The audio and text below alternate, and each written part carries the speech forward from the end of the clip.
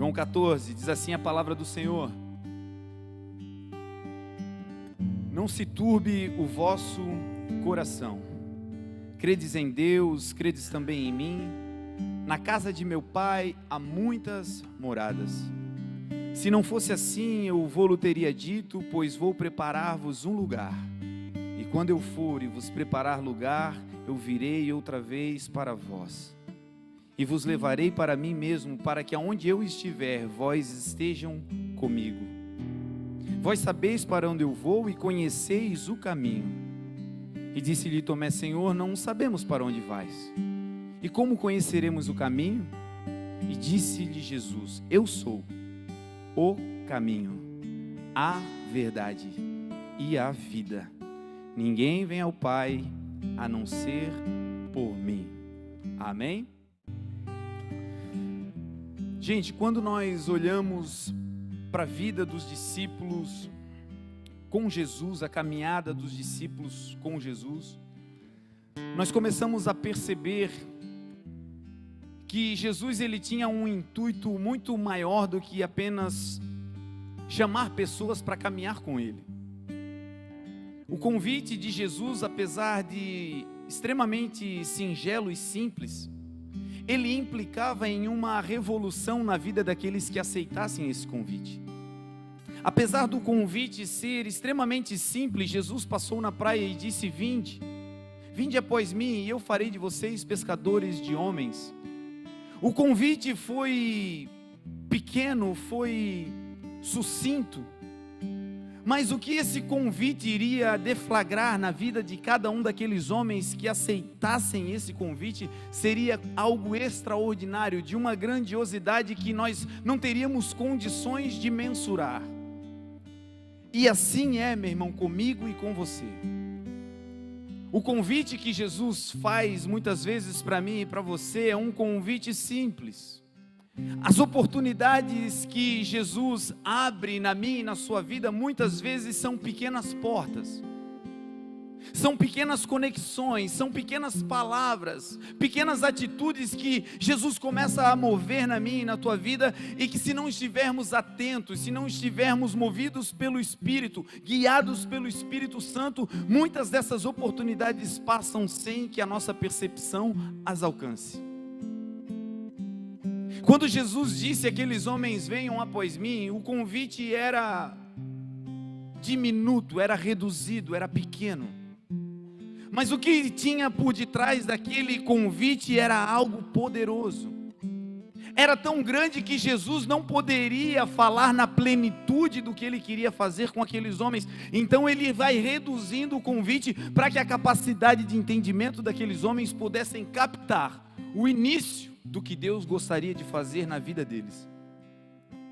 Meu irmão, se Deus falar para mim e para você sobre a plenitude do projeto que Ele tem para a tua vida, se Ele hoje abrisse o seu livro e contasse para você toda a história que Ele tem para você fazer, caminhar nessa terra, até chegar na terra prometida, no lugar alto que Ele tem reservado para você, certamente nós ficaríamos pasmos.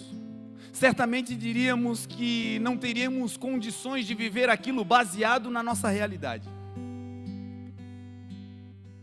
Certa vez Deus chama um homem para substituir Moisés, e quando ele chama esse jovem, ele diz: olha, não pasme, nem te espantes, apenas seja forte e corajoso. Porque o que aquele jovem iria começar a viver, irmãos, era algo poderoso. Ele iria liderar uma grande nação, ele iria destruir reinos, ele iria ganhar cidades, ele iria conquistar nações, mas ele era apenas um jovem, um aprendiz de líder. Então Deus tem toda essa trajetória maravilhosa para esse homem, mas no convite Deus precisa reduzir e falar algo simples: seja forte, seja corajoso, não pasme, nem te espantes, como que se estivesse dizendo: apenas ande na minha presença e seja perfeito, porque o que eu tenho para você é grande demais, eu não posso nem te contar agora. Estou te falando isso, meu irmão, porque muitas vezes, por não conhecermos o plano de Deus na plenitude, acabamos deixando de nos engajar nesse projeto e ficamos pelo caminho. Algumas pessoas estão a um passo da terra prometida, mas por não conhecerem o final da história, por não conhecerem o trajeto, estão parando no meio do caminho ou à beira do Jordão, estão prestes a chegar na terra prometida, mas por não saberem aonde estão parando diante da promessa, diante da porta, diante da oportunidade que tanto sonhavam, mas por não conhecer o trajeto, estão parando, achando que não irão chegar ao fim. A vida com Deus, meu irmão, não é uma vida onde você terá evidências físicas o tempo todo. A palavra de Deus vai dizer que Deus nos mostrará maravilhas em cima nos céus e sinais embaixo na terra. A profecia declara que Deus ele vai mostrar sinais na terra, embaixo. Nós vamos ver alguns sinais, algumas evidências para balizar o caminho, para que você saiba por onde andar. Mas a maior parte desse caminho, eu e você não somos chamados para viver por vistas, mas somos chamados para viver por fé. O justo viverá pela fé, e se ele retroceder, a minha alma não tem prazer nele. Nós, porém, não somos daqueles que retrocedem para a perdição, mas somos daqueles que perseveram para a preservação da alma. Muitas vezes paramos porque a evidência da vitória não vem. Muitas vezes paramos porque não tem uma placa dizendo 3, 2, 1, chegou. Muitas vezes desistimos do sonho de Deus, da palavra que Deus nos entregou, porque não existe uma evidência real, material, que possa comprovar que você está na direção certa. Agora, meu irmão, Deus te trouxe aqui nessa noite para te dizer algo para você guardar no teu coração. Vento contrário não significa direção errada. Estrada longa não significa estrada sem fim. E ausência de sinais não significa ausência da presença de Deus. Se você tem uma palavra, você tem tudo. Permaneça nela e essa palavra vai te levar até o lugar da promessa. Jesus é a palavra. Se você tem uma palavra, você tem tudo. Se você tem uma palavra, você tem o verbo. Se você tem o verbo, você tem Jesus com você. Se apegue nessa palavra e vá até o fim. Conhecer o caminho, irmãos, é fundamental. Muitos estamos desistindo e algumas vezes eu me pego assim, achando que está demorando. Quem sabe você está aí ouvindo essa mensagem no seu coração, você se lembra de palavras que você recebeu de Deus, projetos que o Senhor te deu, te entregou, e quando você recebeu, você se regozijou, a sua alma jubilou, você ficou feliz, mas o tempo foi passando e essa palavra parece que foi caindo no esquecimento. Passarão os céus e passarão a terra, mas a palavra do Senhor jamais passará. Ela continua valendo e tendo o mesmo poder do dia que ela foi liberada sobre a tua vida. Eu e você nos esquecemos, mas o Senhor, o nosso Deus, jamais se esquecerá. A palavra dele diz: ainda que uma mãe se esqueça de um filho que amamenta, o Senhor, o teu Deus, jamais se esquecerá de ti. Comece a trazer hoje à memória aquilo que te dá esperança. Projetos que você engavetou. Chegou o tempo de tirar esses projetos da gaveta. Palavras que você recebeu e que vieram da parte de Deus, mas que hoje você olha para as tuas circunstâncias e você diz: é loucura, eu estou muito pior do que no dia que eu recebi essa promessa. Mas a tua promessa não está, meu irmão, consignada à tua realidade. A tua promessa fala de um futuro e de uma esperança, e quem te transporta é Jesus, a própria palavra. Conhecer o caminho, irmãos, é fundamental. A vida com Deus, ela é feita de ciclos, ela é feita de fases. Você não sai de um degrau e chega no último degrau da escalada da vida com Deus, da vida cristã, não. É de glória em glória, de fé em fé. A vereda do justo é como a luz da aurora, que vai brilhando, brilhando, até se tornar dia perfeito. Talvez hoje esteja um pouco escuro, talvez hoje esteja o caminho um pouco obscuro, talvez hoje você vê como que por um reflexo num espelho embaçado, como diz a palavra. Mas se você não parar de caminhar, se você não desistir, chegará o dia que eu e você o veremos face a face e seremos conhecidos e o conheceremos assim como Ele nos conhece plenamente, diz a sua palavra. Talvez hoje, irmão, o caminho está cheio de obstáculos e você está sendo tentado a dizer: isso é uma evidência de que não vai dar certo. E Deus hoje está te encorajando e te dizendo: esses obstáculos são apenas para você chegar no tempo certo na linha de chegada. É para fortalecer, é para botar um tempero naquilo que eu vou te dar, é para agregar valor quando você chegar lá no pódio e olhar para trás e poder dizer: foi Deus quem fez, porque sozinho eu não conseguiria. A vida cristã, irmãos, ela é uma vida de fases. E se você não conhece a fase em que você está na vida cristã, na vida com Deus, na vida conjugal, na vida familiar, na tua vida financeira, na vida profissional, enfim, a vida é feita com fases, com ciclos, e se você não sabe aonde você está perdido. Se você não sabe em qual fase você está, você não tem esperança, porque parece que aquela fase não tem fim. Quando não sabemos aonde estamos, irmãos, não dá para se localizar para chegar no lugar do destino. É fundamental para chegar no lugar que Deus quer te levar, saber aonde você está hoje.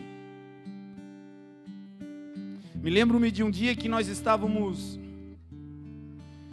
em um aeroporto, era fora do Brasil, e a conexão era rápida, a gente tinha que descer de um, entrar no outro, e eu e a Grazi, eu acho que era a nossa primeira viagem para fora, e a gente perdido, e todo mundo andando para um lado, e a gente andando junto, e eu digo: meu Deus, que luta isso aqui, e perguntava para um irmão, e ninguém entendia nada, mandava para o outro lado, eu digo: meu Deus, nós vamos perder o voo, e agora, meu Deus, e agora? E aí eu encontrei lá uma espécie de mapa, e aí eu parei ali na frente, fiquei olhando, eu digo: pá, agora sim.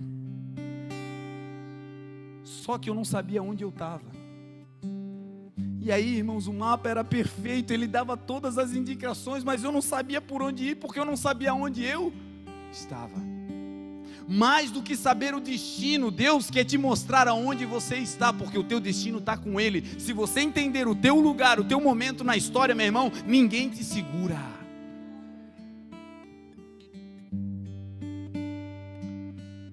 Existem basicamente, resumidamente, sucintamente, 4 fases na nossa caminhada cristã. Quando Jesus chamou os discípulos, ele começou um trabalho de fazer com que aqueles homens ficassem com os seus pés no presente, trabalhando a sua realidade, sendo diligente a cada dia naquilo que deveriam fazer, mas com os seus olhos, o seu coração e a sua mente voltadas para o futuro.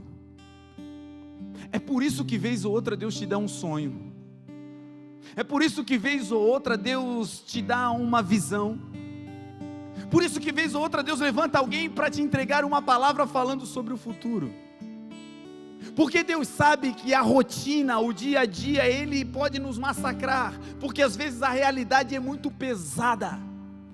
Então Deus vem e te dá uma foto do futuro, e aí você olha para aquilo e se alegra. Aí você olha para o teu destino e você diz: ai, mais um dia, mas vai valer a pena.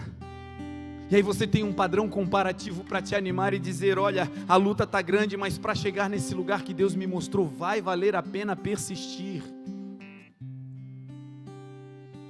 Jesus começou a fazer isso com os seus discípulos, ensinando eles a ficar com os pés no presente, mas tendo o coração voltado para o futuro. Certa vez os discípulos, de vez em vez os discípulos tropeçavam na caminhada. E a maioria das vezes que eles tropeçavam, que eles não avançavam de fase, que eles não pulavam de nível, era porque eles não entendiam qual era a fase em que estavam vivendo.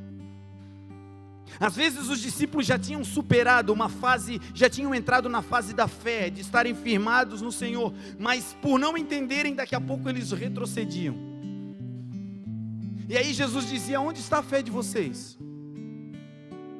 Era como se ele estivesse dizendo: vocês já chegaram nesse nível, vocês já têm uma revelação, vocês já têm um conhecimento, não voltem mais, não retrocedam mais, é daqui para frente. Certa vez Jesus desce da montanha e uma tempestade está acontecendo, os discípulos estão dentro do barco, todo mundo está desesperado e Jesus diz: não tenham medo, sou eu. E aí Pedro, ele ouve a voz do Senhor Jesus, e quando nós ouvimos a voz de Deus, quando nós ouvimos a palavra de Deus, ela diz que ela produz fé em nosso coração. A fé vem pelo ouvir e ouvir a palavra de Deus. Quando Jesus, no meio daquela tempestade, fala com os discípulos, Pedro se enche de fé e diz: Senhor, se és tu, deixa eu ir ter contigo.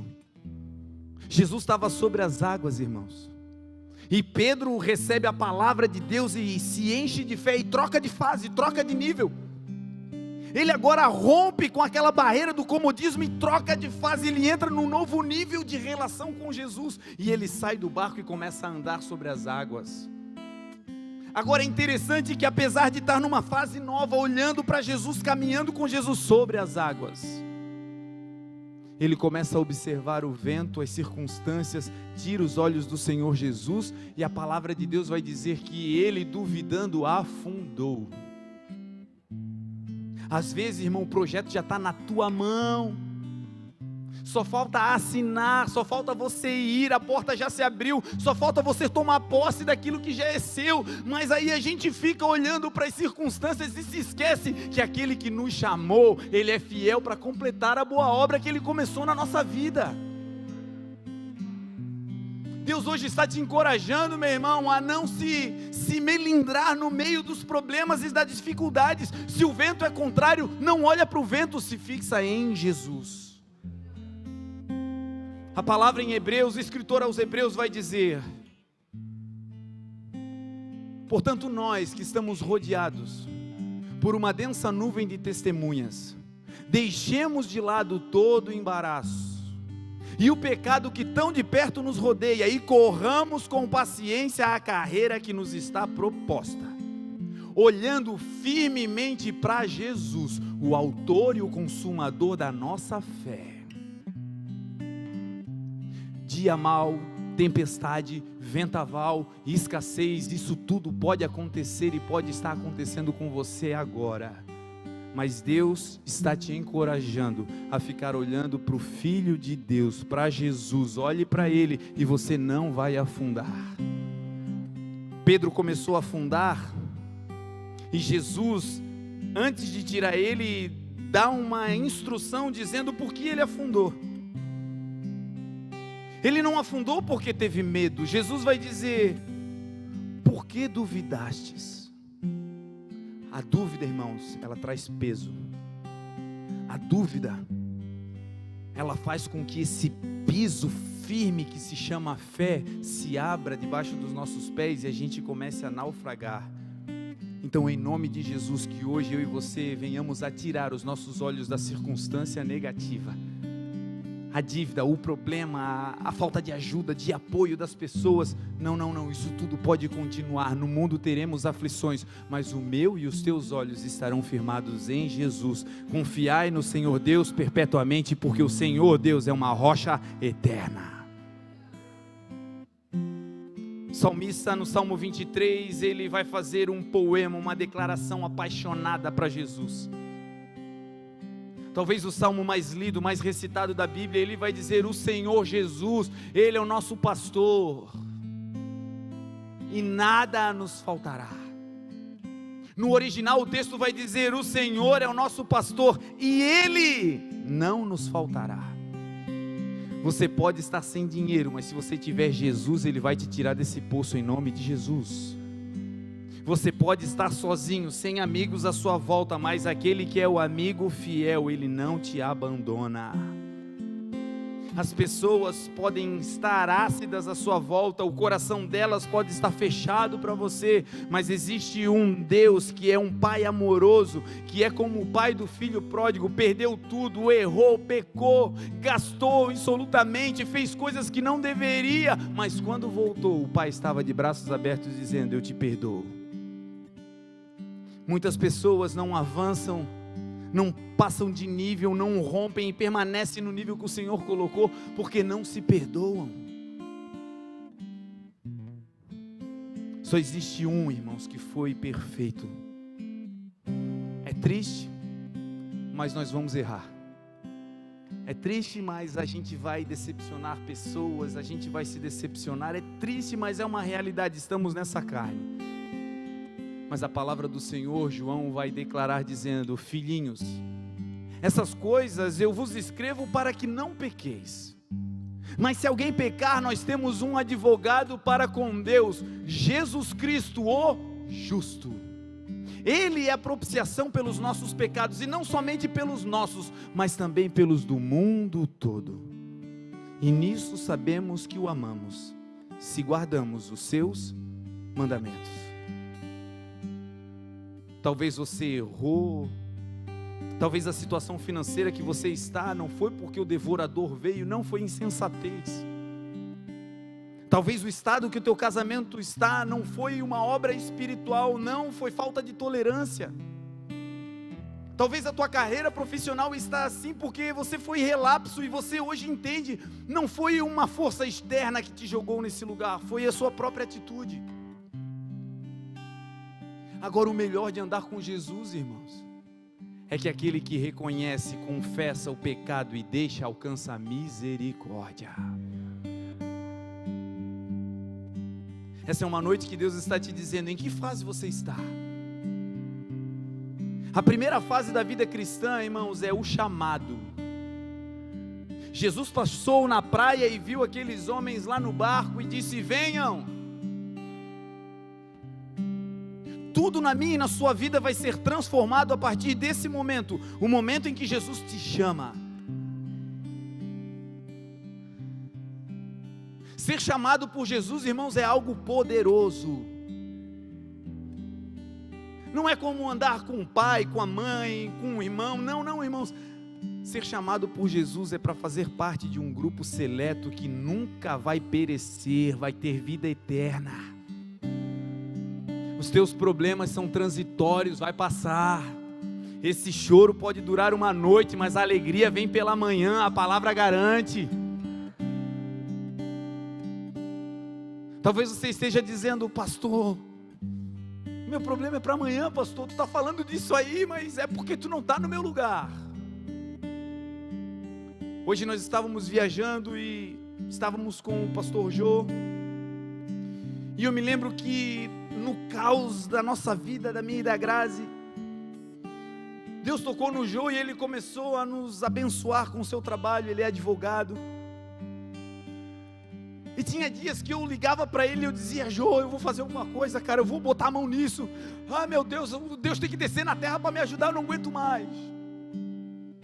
E ele dizia, soletrando, silabicamente: pastor, isso vai passar. E eu desligava o telefone, a vontade era ligar de novo, dizendo: vai passar porque não é tu, meu irmão. Não é tu que está nesse aperto aí. E aí um dia ele foi lá em casa. Acabou o culto, ele e a Fran foram lá em casa, e eles começaram a contar, e o Jô começou a me contar a sua infância,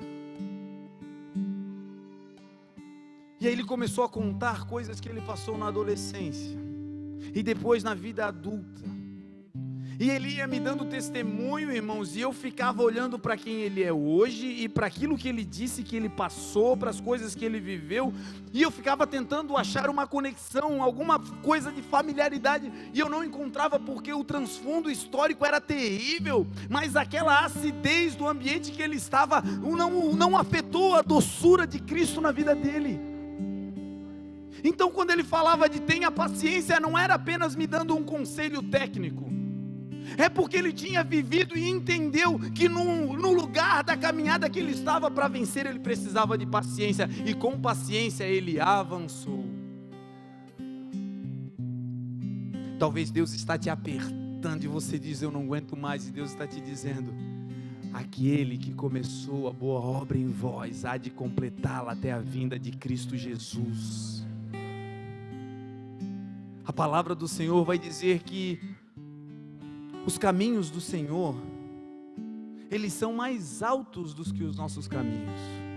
Os pensamentos do Senhor, eles são mais elevados do que os nossos pensamentos.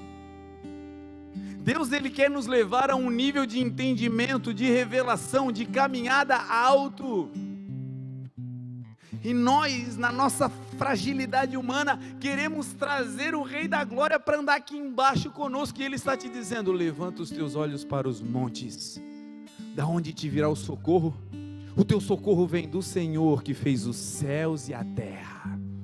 Não deixará o teu pé vacilar, aquele que te guarda não tosquenejará. Eis que não tosquenejará e não dormirá o guarda de Israel. O Senhor é aquele que te guarda, Ele é a tua sombra, a tua direita. O sol não te molestará de dia, nem a lua de noite. O Senhor te guardará de todo o mal, te guardará a tua alma, guardará a tua entrada e a tua saída, desde agora e para sempre. Com Jesus já era. É questão de tempo, você vai sair dessa crise, meu irmão.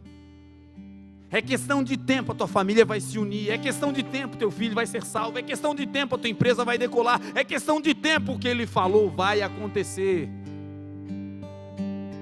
Agora, o que vai nos dar solidez, firmeza, para avançarmos e para aguentarmos o que precisamos aguentar, é saber em que fase estamos. E a primeira fase é o chamado. Jesus passou e disse: venham após mim. Aceitar o convite de andar com Cristo implica em decisões importantíssimas. Muitas vezes fazemos a oração, declaramos: Senhor, Tu és o centro, Tu és o Rei da minha vida, Tu és o meu Senhor, o meu Salvador. Mas na prática nós não obedecemos aquilo que está implícito no seu convite. Quando Jesus disse: vinde após mim, Ele estava dizendo: eu não abro mão de andar na tua frente.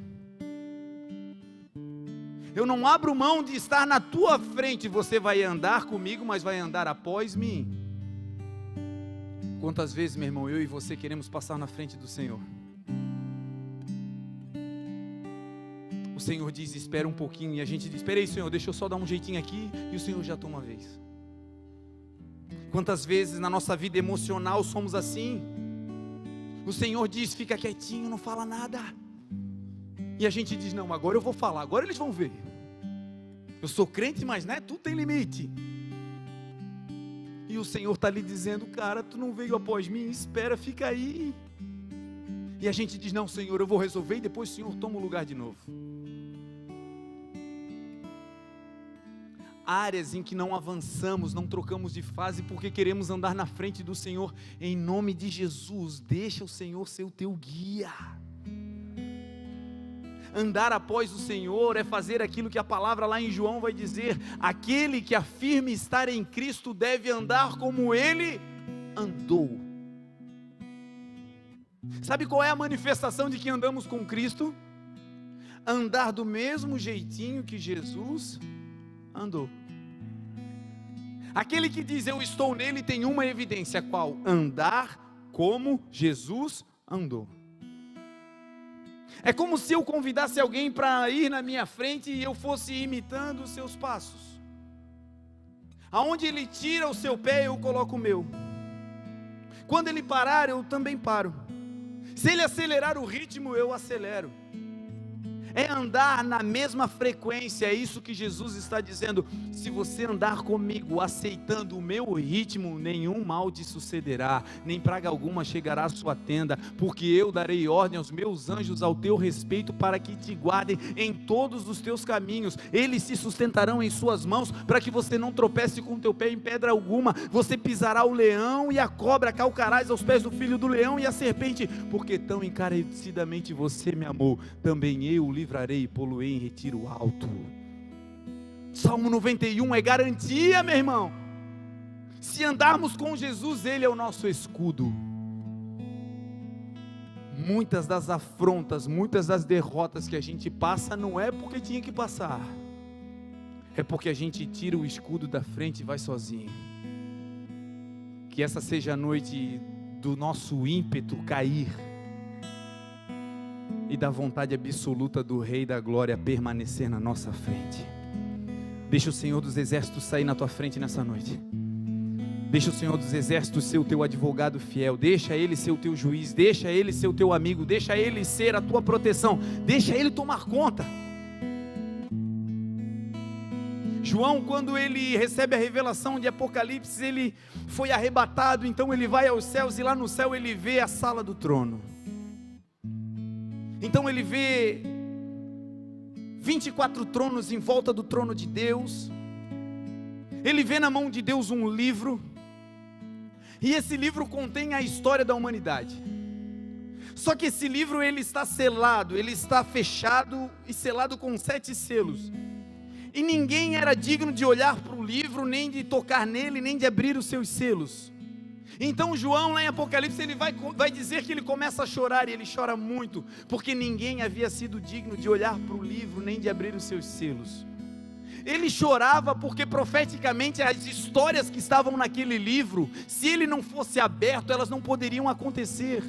Aquele livro contém o meu e o teu futuro, se ele não for aberto, a história não prossegue. Então João chora, porque a história vai ficar travada, porque ninguém foi achado digno.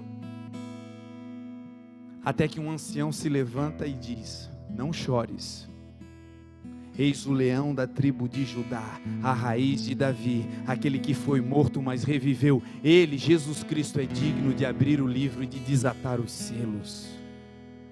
A história só continuou, meu irmão, porque Jesus morreu e pagou o preço para poder abrir o livro. Traduzindo, tem coisas, meu irmão, na sua vida que estão seladas, você não consegue abrir. Tem coisas que eu e você não conseguimos fazer. Para isso que não tem jeito na terra, aquele que já está nos céus tem poder e autoridade para abrir esse livro e desatar esse selo. Sabe o coração do teu filho que parece que está fechado, você fala e ele escuta todo mundo menos você? Parece que tem um selo nesse coração, você olha para ele e diz: meu Deus, esse menino era doce, o que aconteceu? E você diz: humanamente eu já fiz tudo. Parece que esse coração está fechado. Você andando atrás de Jesus, Ele é digno de chegar antes de você no coração do teu filho e desatar esse selo. Coisas que ninguém faz, Jesus faz. A sua palavra nos ensina, Ele é aquele que tira o pobre do monturo, do lixo, e coloca assentado sobre os príncipes do seu povo. A sua vida financeira para mudar, meu irmão, para Jesus é só fazer assim. Ele não tem problema com dinheiro, Ele não tem problema em abençoar o seu povo, não. Mas nesse trajeto Ele quer te ensinar coisas. Primeira fase é aceitar o chamado. E depois de aceitar o chamado, meu irmão, é andar atrás dele. O texto vai dizer que Pedro e André largaram as redes e seguiram Jesus. Aceitar o chamado significa deixar a velha maneira de andar, a velha maneira de pescar, as velhas ferramentas. Eles deixaram a rede velha e seguiram Jesus. Deus hoje está te chamando para andar com Ele e largar as velhas redes. Ele vai te ensinar a fazer do jeito dele, não tenha medo. Não, mas eu sempre fui assim, pastor, e assim sempre deu. Não deu nada, meu irmão. Olha como é que a gente está na nossa força. Mas o poder dele, se você se enfraquecer, se você se humilhar, se aperfeiçoa na tua fraqueza, e aí já era. Vamos largar as velhas redes, gente. Vamos deixar as birras de lado, vamos perdoar, vamos deixar de carregar peso, deixa isso para lá e vamos seguir a Jesus. Ele vai te ensinar uma maneira nova de fazer aquilo que você até já sabe. Mas com Ele, todas as coisas se fazem novas. A palavra do Senhor, ela nos instrui dizendo: aquele que está em Cristo, nova criatura é. As coisas velhas já passaram. Uma das coisas que mais nos impede de pular de fase com Deus são as coisas velhas. Aquela briga familiar de 1700 e bolinha, que quando a família se reúne, volta à tona, e você diz: mas também lembra naquele dia? E Deus está te dizendo, cara, larga essa rede velha, meu irmão. Jesus está aqui com a tarrafa. Você conhece tarrafa? Quem conhece tarrafa? Aleluia. Pessoal da pesca. Jesus está com a tarrafa nova para te dar, para você fazer uma pesca maravilhosa. E você está pegado nessa rede velha, cheia de lixo, que já está fedendo. Larga isso em nome de Jesus e viva o novo de Deus. Aleluia. Ele é o Rei da Glória, Ele é o Rei da Glória, Ele é a Majestade Santa. Não vai faltar nada se andarmos com Ele. Não vai faltar nada, meu irmão. A segunda fase. A primeira é o chamado, aceitar esse chamado e andar atrás dele, largar as velhas redes. O chamado, ele também implica em você colocar, incluir a sua família no chamado que Deus te deu. Você vai ver que Jesus, quando chama os primeiros discípulos, ele faz questão de chamar 2 irmãos. Ele estava dizendo, eu vou começar um grande projeto, mas eu vou começar usando a família. Mais adiante ele vê um outro barco e 2 irmãos ali. Tiago e João, filhos de Zebedeu, eles estão ali, trabalhando com as redes. E Jesus faz o mesmo convite, mais 2 irmãos. Ele está te dizendo, aquilo que eu vou fazer na tua vida tem a ver com a tua família. Eles não estão fora do projeto, pelo contrário, o projeto que eu tenho na tua vida vai incluir toda a tua casa. É interessante que quando Tiago e João são chamados, eles não deixam a rede apenas. A Bíblia vai registrar que Pedro e André deixaram as redes velhas. Mas agora João e Tiago, eles deixam Zebedeu, seu pai, e o barco. Aqui é algo que a gente também se perde. Um irmão foi chamado e aí a gente olha para aquilo que o irmão está deixando para trás e quer fazer igual. A gente olha para o chamado do outro e diz, se deu certo para ele, eu vou usar essa fórmula, vai dar certo para mim. Todos eles eram pescadores, todos eles estavam no barco, todos eles estavam no mesmo mar, mas uns precisaram deixar a rede velha, outros precisaram deixar o pai e o barco. Talvez, meu irmão, o que eu preciso deixar é algo diferente do que hoje, nessa noite, você precisa deixar. Porque o chamado é individual, ele vai acolher toda a nossa casa, mas as peculiaridades daquilo que devemos de deixar, o Senhor vai falar no teu coração. João e Tiago tiveram que deixar o pai, porque tinham dependência financeira. E Jesus, quando chama alguém, ele diz, eu vou ser o teu provedor. Se Jesus te deu uma palavra, meu irmão, Ele é o financiador do teu projeto.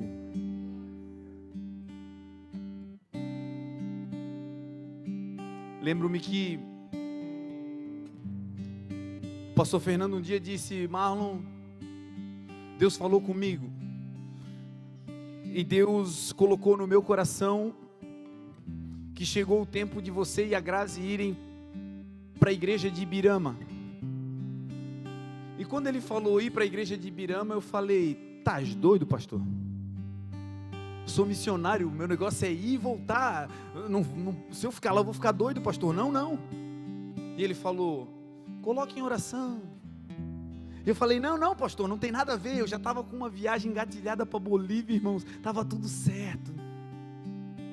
E ele disse, olha, ora. E aí eu fui orar e fui fazer o que eu não devia ter feito, eu fiz um voto com Deus. Irmão, já estava tudo certo, a gente tinha ganho oferta, já tinha lugar para ficar, estava tudo dentro. Aí eu disse, Senhor, se esse negócio de Ibirama é de Deus, trava essa viagem, faz não dar certo. Só que já estava tudo certo. Irmãos, e Deus conseguiu botar a mão em tudo e acabou com a viagem. E o mais interessante é que o pastor Fernando estava me dando toda a força. Ele ia e fazia o negócio das passagens, fazia conexão e tal, e tudo que ele fazia dava errado. E eu pensando, cara, esse cara está de marcação comigo, não pode. E ele me ajudando, e as portas se fechando. E no meio do caminho eu pensei, mas ele nem quer que eu vá, porque ele está me ajudando tanto, né? E Deus tinha dito para ele, ele não vai, mas eu quero que tu ajude ele, para ele não pensar que foi tu que sabotou a viagem dele. Irmão, voto com Deus é um problema.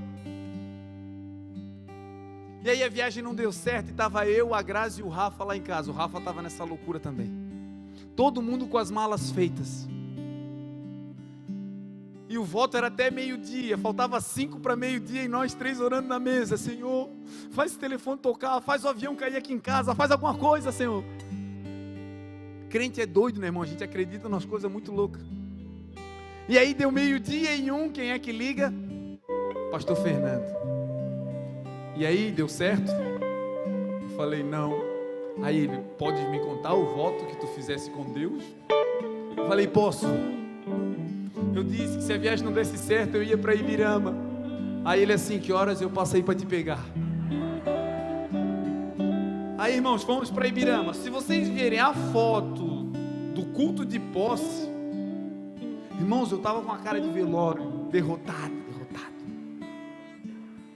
Antes de subir no altar, fiz uma oração de guerra. Jesus, me ajuda nisso aqui. E irmãos, nós vivemos os melhores dias da nossa vida naquele lugar. O mover de Deus, o crescimento espiritual, vidas sendo salvas, transformadas, foi uma avalanche. Mas teve algo que me marcou. A nossa casa ficava longe da igreja e nós ganhamos uma bicicleta, eu e a Grazi, e nós íamos de bicicleta para a igreja. E quando nós chegamos lá, era meio verão, era só alegria, e o tempo foi ficando mais frio, e eu comecei a sentir uma dificuldade, e começou a ficar frio. Eu digo, meu Deus, que cidade é essa, Jesus? Irmãos, Ibirama é frio. E quando nós íamos para o culto, batia aquele sereno, e eu de bicicleta carregando a Grazi, parecia que ela até ficava mais pesada, tadinha. E tinha dias, irmãos, que eu ia para a igreja chorando. Eu via aqueles carros passando com o som alto do mundo, e eu olhava e ficava dizendo, Deus, isso é uma injustiça. Esses malucos aí com música do mundo, e eu aqui de servido de bicicleta nesse frio. Quantas vezes passei chorando, murmurando por dentro. No último dia de culto lá na igreja, que nós iríamos voltar para Itajaí, a nossa despedida, acaba o culto, aquela choradeira, só alegria, e eu não queria mais vir. Pastor Fernando tinha que ir lá me buscar. Eu não queria ir, agora eu acostumei, não, eu vou ficar aqui. E aí no último culto vem uma empresária da cidade que estava indo nos cultos, ela já era da igreja. E ela chega no final do culto e diz assim, pastora Grazi, eu preciso falar com vocês hoje, eu preciso fazer algo que Deus mandou. Eu falei, amém, irmã. E aí sentamos, ela disse assim, pastor, o senhor não sabe, mas assim, eu moro numa avenida que eu sempre vejo vocês passando de bicicleta para ir para o culto. E cada vez que vocês passavam, Deus falava comigo, ajuda os meus servos. E eu fiquei olhando para ela e pensando, meu Deus, mas era no trajeto que eu passava chorando? Eu só pensei, irmãos. E ela disse, o voto que eu fiz foi o seguinte, eu tenho vários imóveis na cidade, e eu disse, Deus, se o que tu estás colocando no meu coração for verdade, eu vou fazer um voto, se eu alugar todos os imóveis ao mesmo tempo, coisa que nunca aconteceu, e só sobrar esse que tu colocou no meu coração, eu vou entender que é um mover de Deus para abençoar os teus servos. E quando ela falou isso, irmão, meu olho já cresceu, eu digo, que isso? E ela disse, pastor, tu não vai acreditar. E eu falei, vou acreditar, irmã, fala. E ela disse, eu aluguei todos ao mesmo tempo, isso nunca aconteceu, e só sobrou esse que eu tinha proposto no meu coração. E aí ela puxa a chave do apartamento e diz, a partir de hoje esse apartamento é de vocês. Você consegue entender, irmão, que 2 é Ruela aqui de Itajaí que não queriam nem ir, por obediência a Deus, Ele move céus e terra para te abençoar. Hoje Deus te trouxe aqui para botar uma bomba no teu coração, para você sair daqui dizendo: Ele vive, Ele reina e Ele vai mudar a minha história. Tudo que eu e você precisamos é entender: o lugar que você está pode ser difícil, pode ser sim, meu irmão, mas aquele que começou, ela não vai parar essa obra até Ele terminar. Aquele que liberou palavra sobre a tua vida, Ele não vai deixar essa palavra cair por terra. A palavra de Deus diz que nenhuma palavra pode voltar para Ele vazia, sem antes fazer o que apraz. Isso significa, irmãos, que quando Deus fala, Ele libera o verbo é Jesus. Quando Deus fala algo ao teu respeito que vai acontecer, Jesus não pode voltar para o Pai sem antes ter feito o que o Pai mandou. E Jesus é obediente, Ele obedeceu até a morte de cruz, pelo que Deus hoje lhe deu um nome que está acima de todo nome, para que ao nome de Jesus se dobre todo o joelho, nos céus, na terra e debaixo da terra, e toda língua confesse que Jesus Cristo é o Senhor, para a glória de Deus Pai. Existe uma palavra sobre a tua vida, e essa palavra hoje, ela volta a queimar no teu coração. Existe uma palavra de promessa sobre a tua casa, meu irmão, não vai escapar ninguém. Crê no Senhor Jesus e será salvo, tu e toda a tua casa. Hoje aqueles que se opõem, hoje os que fazem piada, hoje aqueles que dizem é doido, é doida, não fica olhando para eles, olha para Jesus. Chegará um tempo que eles estarão do teu lado. Deus é Deus, irmãos, é apaixonante andar com Jesus, e às vezes a gente quer passar na frente dele e estraga tudo. Não faz isso, vamos ficar atrás dele e dizer: Senhor, vai na frente, eu só quero te seguir, vai me ensinando, Senhor, para onde caminhar, eu confio em Ti. Existe um salmo que eu guardei no meu coração assim que o Senhor nos uniu em Cristo. Salmo 125, uma música que sempre que rolava uma festinha de jovens eu pedia para eles cantar. Depois fui descobrir que era a letra da Bíblia e que era um salmo. Aqueles que confiam no Senhor são como os montes de Sião, que não se abalam, mas permanecem para sempre. Assim como estão os montes em roda de Jerusalém, assim é o Senhor Jesus em volta do seu povo, desde agora e para sempre. Sabe o que Deus está te dizendo? É só uma fase. Essa solidão, calma, é só uma fase. Não é bom que o homem viva só, não é bom que a mulher viva só. Você vai encontrar a tua metade. Calma, não te desespera, não feche o coração, deixa o teu coração aberto, mas não sai na frente dele, deixa ele ir na tua frente. Tua vida financeira vai mudar. Seja diligente, seja fiel no pouco, porque tem um mistério. Se você for fiel no pouco, quando você olhar sobre o muito, o Senhor te colocará. Você crê nessa palavra? Se coloque de pé em nome de Jesus.